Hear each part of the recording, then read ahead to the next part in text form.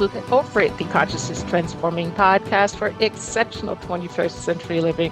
Folks, I am so honored to have Dr. Stephen D. Farmer with us today, and we're going to be talking about his latest book.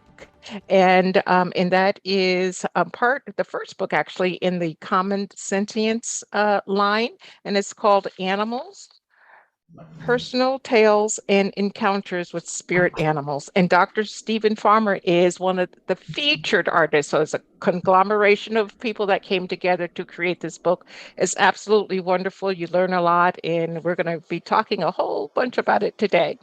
Now, the information shared on Get Over It uses intuitive and pragmatic insight to help you shift your consciousness to break through the blocks and release energy that is no longer needed. Yes, we're going to help you let go of the BS that is holding you back. But you guys know I always ask, are you truly ready to? And by the way, folks, BS is belief system. A bit about me for my new listeners. Intuitive since birth. I'm a third generation intuitive with over 3 decades of experience supporting people to break through the blocks along their path. I'm a strategist for personal and professional transformation, revealing cutting edge information that enables you to prosper and thrive. I spent 25 successful years in corporate America as an executive sales professional, and I'm the founder of Healing Visions Ministries and the Northern California Children's Education Network, a 501c3 nonprofit.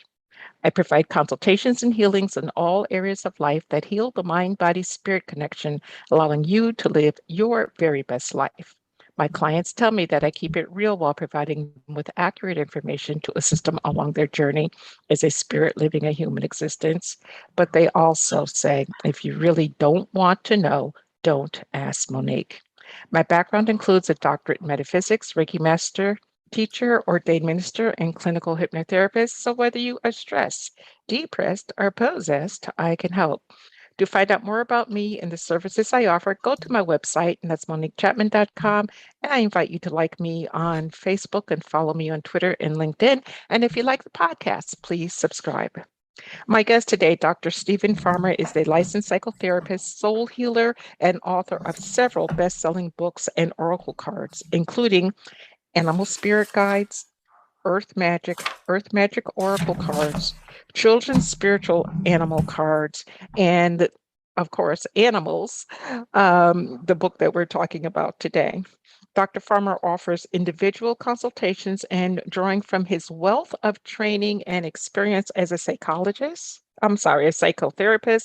shamanic healer, and trauma recovery specialist. He serves on the board of the Society of Shamanic Practice, and you can check him out at his website, and that's drstephenfarmer.com, drstephenfarmer.com. Welcome, Dr. Farmer. Well, thank you, Monique. Thanks for having me on the show. Hey, yeah, I'm a huge fan of yours. The first time I paid attention, and sometimes you're weird, but you don't pay attention, is when I bought your Oracle cards, messages from your animal spirit guides. Oh, And yeah. they were absolutely splendid and right on. And before the show, I picked out 3 cards, and just for the show and for the Okay. audience. And I picked the ladybug, the falcon, and the wolverine. And I thought that was like, wow, what a message for our audience to hear at this time, because currently, as we're recording this, they are still at war over in Europe, and we're hoping all of that goes away. So could you give us a quick rundown so people can get a feel of, you can just pick one, the ladybug, the falcon, or the wolverine? Well, the Wolverine has a certain toughness. They will take on other potential predators without hesitation. So it feels like that's a reflection of what's going on, and that what's required here is that sturdiness and that sort of toughness, and not only with other people that are faced more directly with this circumstance and this situation, but also for us is to really stand tall and be tough about it. And there are measures being that are taking place, really serious measure. I just was reading this morning that is it Sweden or I get those two mixed up, but the one, I think it's Sweden. Forgive me if I'm wrong. It's either Sweden or Switzerland, but they've been traditionally neutral about this, but they are saying, wait a minute, okay, that's enough. So Wolverine Oh. is one that implies a certain, I want to call it sturdiness more than toughness for some reason. Um, Mhm. Ladybug is a reminder to pay attention to details that are they're considered in um, they are considered in some traditions as good luck, which is great. Mhm. We need all the luck. We all need all the Yes, good we luck do. that we can have, every one of us, and certainly our prayers can go out to those who are dealing with this aggression that's taking place, and apparently being fairly successful in getting a lot of support on the side of Ukraine. Mhm. Falcon is a reminder, very similar to hawk. Falcon spirit is a reminder to, there are two things to that. One is keep the broad vision. Another way to say that is keep perspective on this, okay? Mhm. Not, I don't want to dismiss the um, seriousness of it, but there have been wars throughout history as long as humans can't seem to get along sometimes, you know, and that's a kind of a I don't mean to minimize it at all, period.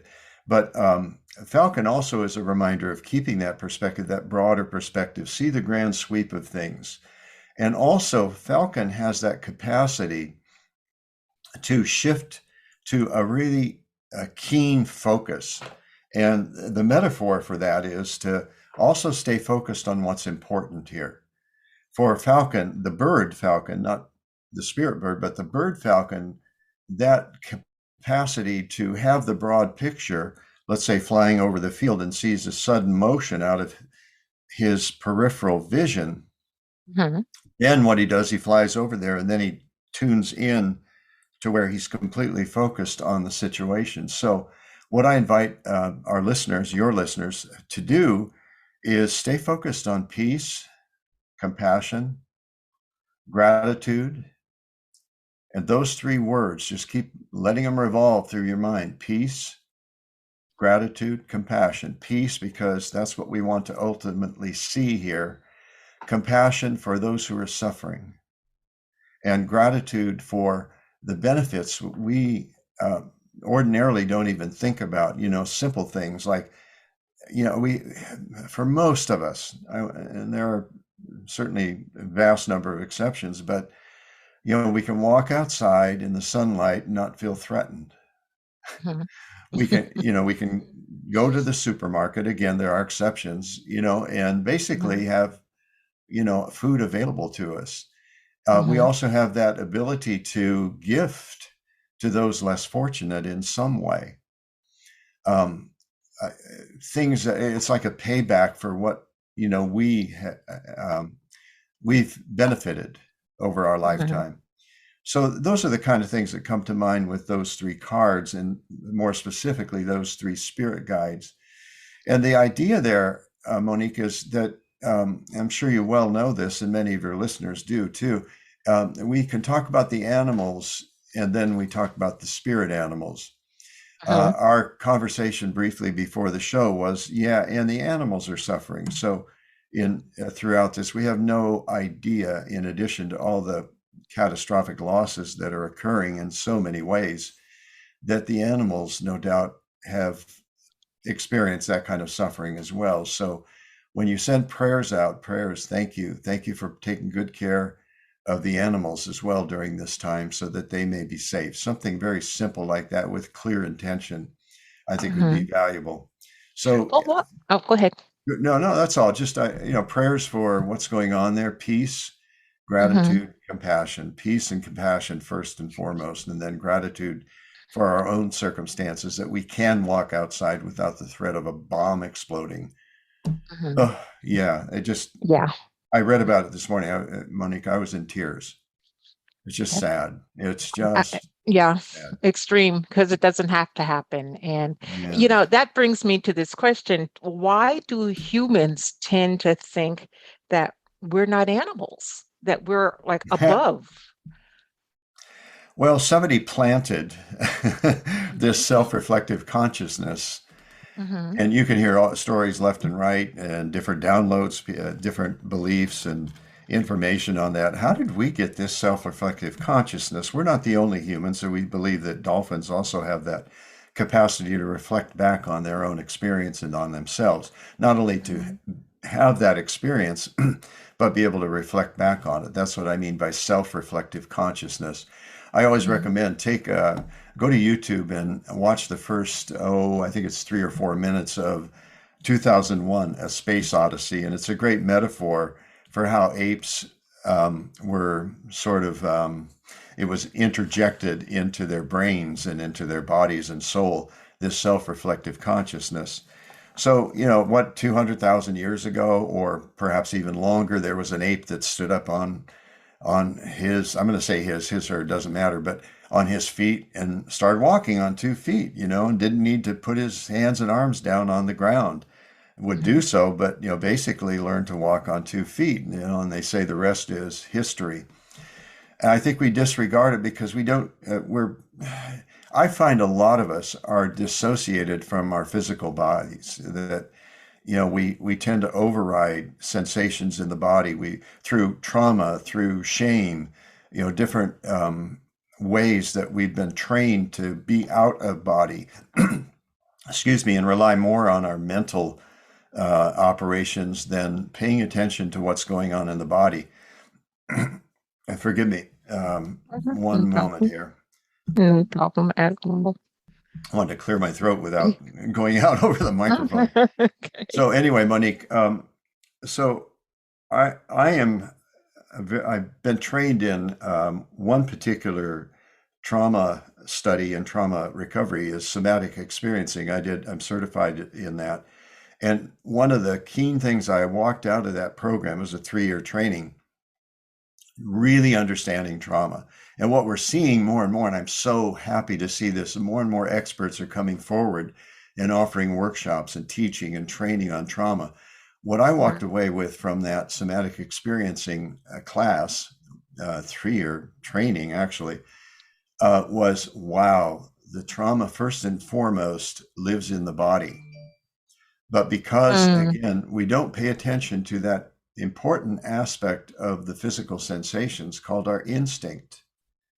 When instinct aligns with our cognition, our ability to think, that's called intuition. But mhm, we call intuition that gut feeling. Isn't that interesting? Starts there, not necessarily just in the gut, but maybe the mhm, shoulders tense. Maybe, my legs tense. I want to get out of there. My legs tense, but I feel trapped. What does an animal do when they feel trapped? Well, the first thing they do is do a quick assessment. They get on alert, deer mhm, caught in the headlights. They assess the situation like this is all instinct. They assess the situation. And if the red light flashes danger, danger, danger, then they take measures to first try to escape. mhm. Let's get out of here. Mm, But run before away. that, we talk about fight flight, but before that, there's that alert and assessment where the sympathetic nervous system goes into action, gets us our eyes dilate, our muscles tense, our breathing becomes more shallow, everything that a mammal does when they feel threatened. So, what if you can't? I find this really interesting. What if you can't get away? Mhm, Your next recourse, of course, is fight, aggression. Fight your way out. Animals have been known to chew their legs off when they're caught in a trap so they can mhm, escape. So mhm, they fight. So there's that aggressive energy. But here we go. What if you can't get out? What if you can't fight? What happens mhm, then is there's a tendency on the part of the nervous system to just collapse. Sometimes it's understood as depression or low level anxiety with no way to fix it.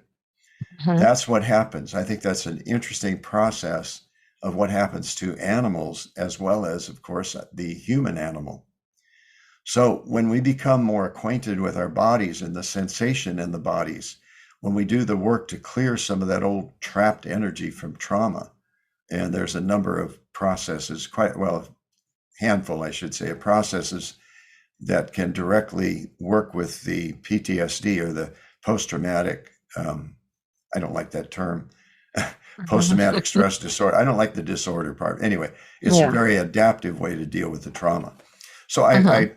I went off. I hope that's useful for the listeners to just appreciate how we are animals. Like back to your question, this is a monkey body. It's a way to think about your body, but we have Mhm. this capacity that really makes us human of what I call the self-reflective consciousness. So I look at my hand and I say, wiggle that finger. Whoop. Oh, there it goes. That's pretty cool. I'm able to move it without, any particular purpose or need to do so. Whereas Mhm. most animals have a naturally instinctive way to operate. So Mhm. that's my Thank you. story, and I'm sticking to it. Sticking to it no matter what. Okay. Is there a difference, or what is the difference between animal spirit guides and spirit animals? Or are they the same? Basically, Monique, I use the terms interchangeably. The term spirit animals implies something slightly a different perspective. Animal spirit guides adds to it the guide part, which means we Hmm. can appeal to them or we can pay attention to their physical counterparts appearing to us. And what I teach is that when an animal shows up in an unusual way or repeatedly, there's something pretty big going on. And the interesting part of that, Monique, is that it's not just the physical animal, it's the symbol of the animal. When that symbol Hmm. shows up, especially repeatedly, example would be in the supermarket. I hear somebody talking about bears. Okay, Hmm. drive away from the supermarket. I see a truck that pulls up next to me, and on the side it says Bear Moving Company. Go home, Hmm. turn on the TV, and there's a show about bears. That's what I mean by the symbolic presentation. Because Dana Point, where I live, don't see many bears around here. Coyotes, yeah, but not bears. Hmm. So we look for unusual appearances. Example, I'm walking on the beach and there's a dolphin that's like tracking me. It's like swimming right along about the same pace I am. Or I Hmm. sit out maybe on a table out front in the warmer weather and I have my morning coffee there. And suddenly this dove flies down right next to me on the table. I'm going, whoa, this is what Hmm. this farmer guy was talking about. Pay attention. Hmm. And the beautiful thing about this book, the Common Sentience book, Animals, is it's unique in that there not only do I offer the front end and the back end, my own stories, a couple of stories, Hmm. that several people have submitted stories where they've had encounters with spirit animals or animal spirit guides Hmm. and they've received guidance from them that has been very useful for certain circumstances and situations. So I like the uniqueness of that. There's other themes, as I mentioned to you before we started, in the series. As I understand it, there's about 8 books, and this is Hmm. just the first one to really come out. But I'll tell you one short story is my daughter, Catherine, and my granddaughter, her baby, her daughter, Hmm. Lila. She told me that when I sent the book, she said her and Lila read a story every night for bedtime. Hmm. And I think, oh, wow, yes, that's very, very cool. They're very inspiring, touching, Hmm. very heartfelt and very touching. Anyway, a long answer to your question, but so an animal spirit guide or spirit animal is that. And a Okay. spirit animal can then, from that perspective, be an animal spirit guide. So let's follow that down through to totem animals and power animals. Are they the same? Well, the use of the term, I think, is really negotiable. It doesn't matter to me whether you call this particular animal a totem animal or a power animal, but I do have some distinctions. But that is a animal. Either term suggests that it's a spirit animal that is with you for many, many years, maybe on throughout your whole life. It's a possibility. Totem means a couple of other things typically. And again, I say this that it doesn't matter to me really what you want to call that particular spirit animal, totem or power animal. Uh-huh. But A totem has two different meanings, and we use it that way. And that's that, let's say I have a ceramic figure of raven, which I do, and Mhm. I have that on my altar. That could be a totem animal. Um, Okay.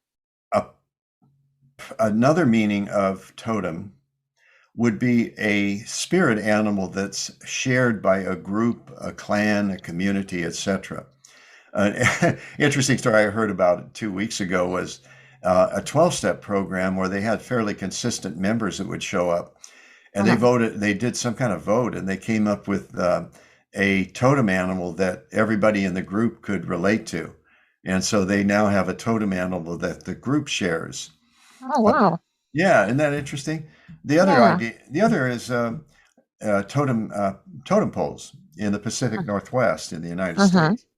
And those are typically, and I studied up on this, and there's no real conclusive answer to that. However, the best one that I saw was that there are individual representations. Let's say on a totem, there might be five representations of spirit animals, and then one at the top is sort of the overall totem for the tribe or the community, whereas there are clans within that tribe or community that each have an additional or a separate totem. Mhm. We have sports teams. You know, you can immediately think of Right. a couple of sports teams that have animal names. You know, they could, Mhm. not that they're thinking, oh, these are the totem for the team, but they are. They're a totem animal. The term spower, spower, how's that? Let me fix my Mhm. fix my teeth here. Okay. The the term power animals really is comes from shamanism. Although I've Mhm. learned, one of my earlier books was called Power Animals, and the term itself comes from shamanism. But I have discovered over the years it's not necessary to even be interested in shamanism to really be able to relate to a specific animal like totem that is a power animal. I think the term itself implies something, that Uh-huh. they are also a source of power in addition to protection, care, insight, revelations, etc. So that's a power animal. And yes, in shamanism, the shaman or the shamanic practitioner typically has at least a couple of power animals that they've had for a number of years. And then Uh-huh. throughout the shaman or shamanic practitioner's life, they may change. One may go and another comes in depending upon that particular era and what the need is. A good example was owl was a very specific power animal for quite a few years. And Uh-huh. then through some process, owl stepped out and raven came along, basically. And raven told me this, the spirit animal raven Uh-huh. became a power animal and said, I'm here because I have different medicine to offer you during this era of your life that is more useful. Even though Owl was great as a psychotherapist because of the medicine of insight, being able to see in the darkness, the shadows of people, etc. Uh-huh. Raven is an incredible manifester. When I set my intention, I call Raven, and Raven is very, very supportive of that intention. Uh-huh. So that's a Oh, power animal. okay, I need to ask a question. You talked about raven and you talked about the owl, and I have either ravens or blackbirds or a combination or crows, whatever it is, a combination thereof on my lawn all the time. About a month ago, I went out to let the dog out in the backyard at night to do her business, and I always check the poles, the utility poles, because Yeah. once I saw a vulture up there, and I was like, that's interesting. But this Huh. particular night, I looked up and I saw I'm going to call a white owl. It had a white face. Mm, And I shone the light up to it because I wasn't sure what it was. And it looked at me. I mean, we made eye contact. cool. And, I let the dog finish his business and I shone the light up again and it was still there, not moving, nothing, just looking at me. So, did I encounter an animal that was giving me a message at that particular time besides my dog? Absolutely. Absolutely. Again, the criteria that I use is unusual. And Mhm. unusual is in the eye of the beholder. If you see a lot of crows, which I do here, I don't think much of it. But again, if a crow uh, lands on the wire. We don't have wires, but lands on the light pole and looks Mhm. down at me like Owl did for you, and Mhm. stays there for a while and hangs out and keeps looking at me. Well, that's different. Okay, that means the crow is an animal spirit guide by my definition. So Mhm. absolutely, Monique, that's an animal spirit guide, a spirit animal. The thing is that the physical representations, again, whether the actual physical animal or the symbol of the animal, really is the key to that. They are, in a sense, representatives of the entire collective consciousness, let's say, of all owls. So it's a Mhm. pretty big deal. And then spirit funnels through that into a particular form that then gives you some ideas. You can say a metaphor of their characteristics, the physical animal's characteristics, then can be extrapolated as the message. And again, what are some characteristics of owl? One, seeing in the darkness, in the night, Mhm. even though they do fly around during the day, but not we don't see them typically. We hear them or see them at night. Mhm. Second is their capacity to turn their heads quite a ways, even a little more than 180. You know, Yeah. I think I read something like 200 degrees they can turn, so they can see behind them. They can't turn their head around, but they can see quite a bit with their peripheral vision as well. The Mhm. other is that, again, that capacity to see in the dark. So when some possibilities for that experience and that sighting, Monique, are um, is there some sort of a shadow in yourself or in someone that you know that needs to be addressed? I don't mean say Mhm. that as it's threatening or anything like that, just that needs to be addressed. Mhm. Well, maybe the shadow of fear about speaking in public, yeah, or something like that. Mhm. Or Mhm. there's a friend that's just you're feeling irritated with, and you realize what you're feeling irritated with is there's a tendency, let's say, for example, to dominate the conversation. You know, everything turns around. It's all about her or him. Mhm. So the shadow on their that part, the shadow means a young, it's those unconscious aspects of our makeup that Mhm. we're simply not aware of. They got shamed or put aside or put in a bag behind us, we're carrying around, and we don't see it. So Mhm. it may be inviting you to pay attention to that particular shadow that in this relationship that is bothersome to you, and that you have judgments about or kind of annoys you or something like that. And Mhm. then you get to look at yourself, well, what's my part in that, Exactly. Yeah. so there's a double message with that. Take a look if it's a friend or a relationship or something. Okay, good. That's good. You can identify that shadow, but you see it in yourself, even though that may not dominate your personality and your makeup. It's another part of you that Mhm. shows up in the external world, in that way. The other thing is the stealth.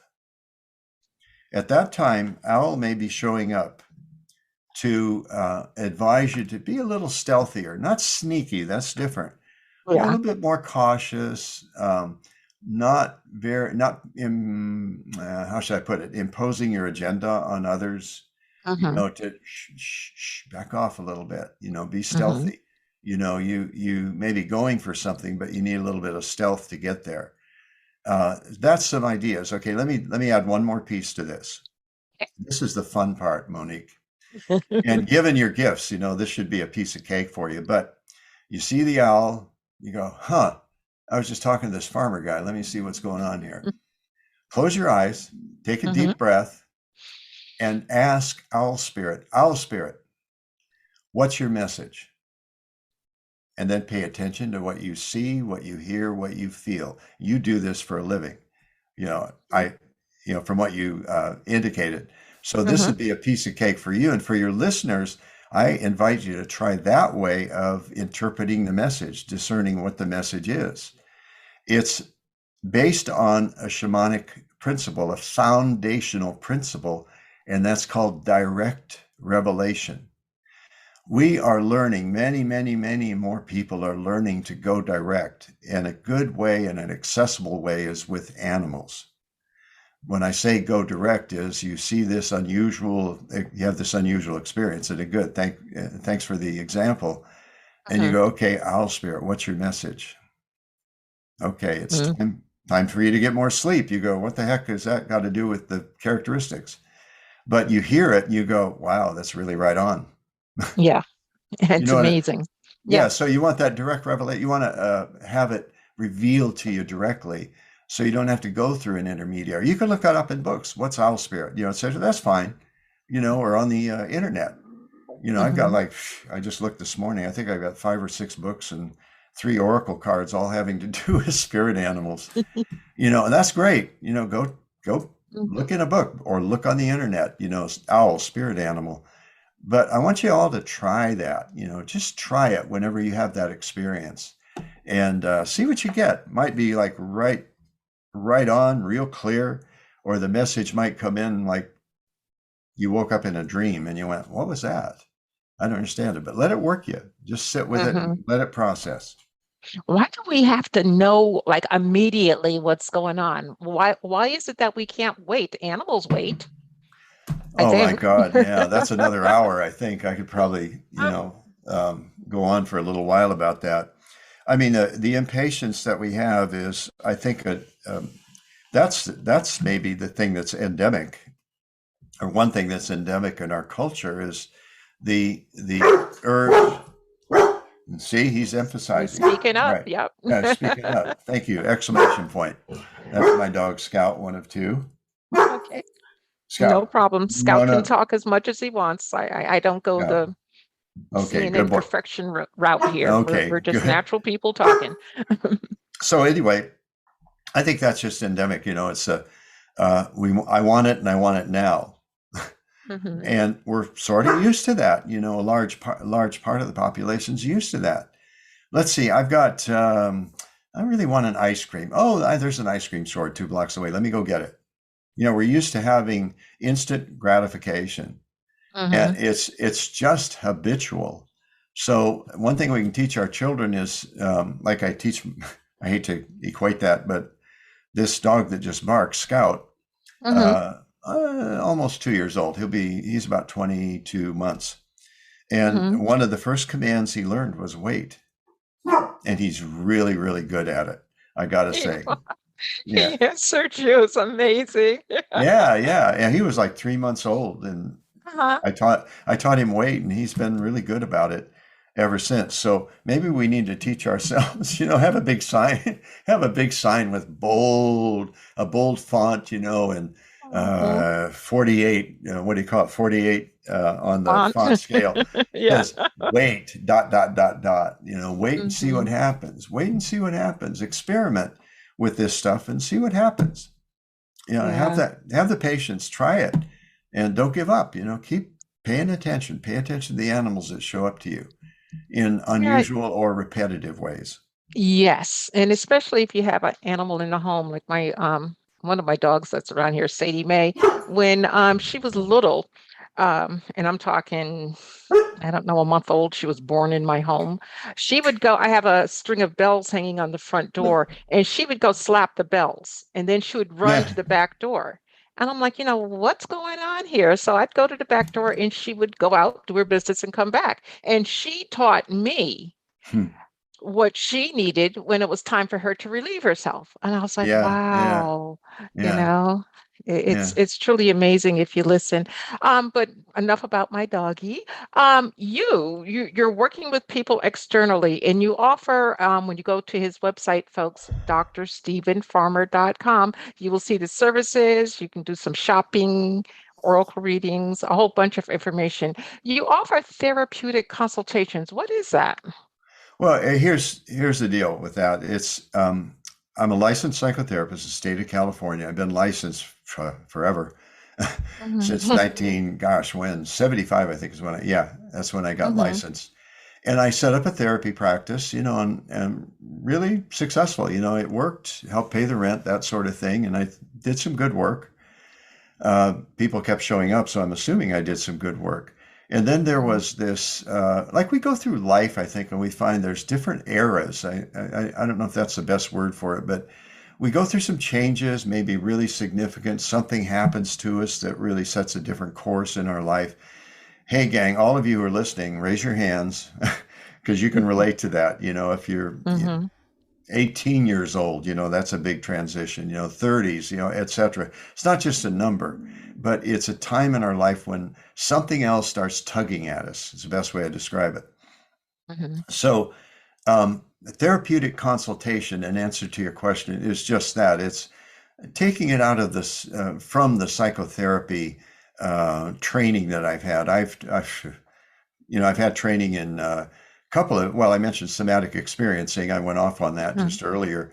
That was a good training for trauma recovery. EMDR, which is eye movement desensitization reprocessing. I'm certified in that. Again, a Mm-hmm. 3-year training there. Excellent technique for helping somebody recover from the remnants of trauma, the Mm-hmm. residuals, the adaptations that we necessarily make as a result of a traumatic experience. And training in hypnosis, I've been doing that since I got licensed, and it's a wonderful tool to have. One of the best tools that anybody can have, let alone a therapist. Listen.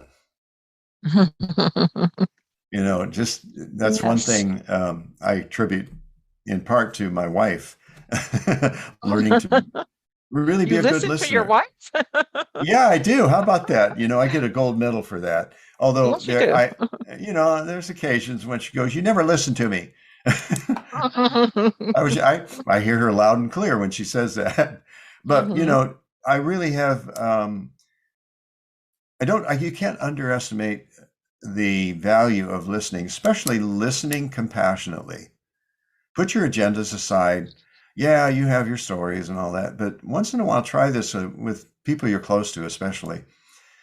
Listen compassionately, just with your open heart, caring, etc. You can draw it up. Everybody is able to do it. It's not a unique to the profession of psychotherapy, but that's important. Anyway, to complete that story, Mm-hmm. I got the call, I think it was about 25 years ago, to shamanism. I was gifted a book called Way of the Shaman by Michael Harner, who was committed to teaching as many people about shamanism, shamanic practice, as possible. And he did so. He's trained thousands, tens of thousands of people to become shamanic practitioners. It's not about becoming a shaman. That, there's traditions where the lineage has been passed along, but it's legit. You can be a shamanic practitioner because it is a healing practice. It's the oldest healing modality that's been on the earth. So I would incorporate that, in therapeutic consultations. They're more directed in that way to shamanic healing or shamanic experience, divination, etc. The divination tools, like the cards, they have a shamanic feel to them, but they're not specifically shamanism. But Mm-hmm. Stanley Krippner, who wrote about this, he called them shamanistic. I like that term. And it's got a little flavor, like Reiki he considers shamanistic. It does Mm-hmm. have that feel to it, like an ancient practice Right. that's been Right. revived. And the last 30 years, we have seen a tremendous revival of contemporary shamanism, and we could call it, Michael called it core shamanism, what he taught, the skills, the practices, the philosophies, etc., that are needed to actually do work with other people. And Mm-hmm. I think he's the one person that instrumental in bringing shamanism into contemporary society. And thank God, thank you, Michael, who's now in spirit world, as an ancestor, as I consider him to be. Mm-hmm. So that's therapeutic consultation. I also do mentorship. A lot of that lately, it seems like people are seeking someone like myself, to just help guide them, human guide them, Mm-hmm. for whatever their particular calling is. And I really love doing that, as well as the healing work with, again, hypnosis, EMDR, somatic experiencing. So I call it, I've got a lot of tools in my medicine kit. So, yeah. Yes, you do. Depends on what somebody wants, And if I can provide it, great. We'll go to work and do it. Okay. And folks, do check out his website, and that's drstephenfarmer.com. And check out especially the blogs. He has many posted. And if you're feeling low or out of sorts, go to his site, go to his blogs, and read the ones that draw you. Okay. Because that in itself is a healing. Hmm. Okay, so you can, choose to stay stuck in your little velvet rut, and that's fine if that's what you want to do. Or you can, reach out and heal. And animals heal on many, many levels. I Sure. just don't understand how someone could possibly hurt an animal because they don't hurt us. Before, go ahead. No, just well said. Thank you. Thank you for saying Mhm. that. Before I let you go, could you share with us a pearl of wisdom? It can be about animals, it could be about the war that's going on in Ukraine, it could be about anything that you wish to share with our audience today, and do take your time. Save your money. No, I'm just kidding. That's when I was at What UC. money? Yeah, I was at UC Riverside playing football, and there was a groundskeeper there, and you'd say, "Hey, Hank, how's it going? What's up?" And that's all he'd always say that. He wouldn't say anything else. That's the only thing I heard him say is "save your money." I thought that's so funny. Okay. Anyway, okay, in a more serious vein, in answer to your question, I think, yeah, I like key words. What I've been thinking about lately is, okay, if I had 3 or 4 key words, just to continue to kind of wrap my brain around, to remind me what are those key words. I mentioned one earlier. I mentioned compassion. So I would say something like this: love, compassion, forgiveness, and gratitude. The big four: love, Mhm. compassion, forgiveness, and gratitude. I'll tell you, you just open your morning with those, just those words, just kind of let them sit with them for a while. Love, feel it, breathe it. And then compassion, feel it, breathe it for yourself and for others. And of Mhm. course, like we're talking about here, for the animals too. And actually for the trees and the plants, let's include those. Love, compassion, forgiveness, and then gratitude. And I'd say in that order too. So those are my Okay. Dr. Stephen Farmer's words of wisdom There for you go. today. Yeah. How can you lose, when you keep that focus as much as you humanly can, and maybe even go a little bit further than just as much as you humanly can. Well, thank you, thank you, thank you. I greatly appreciate your time, your energy, and your wisdom today. It's Thank truly an you. honor to speak with you. I've studied your work for years, and you just never know, folks. Way back when, and it's been quite a few years that I had purchased his Oracle deck, and you just never know where life's going to take you.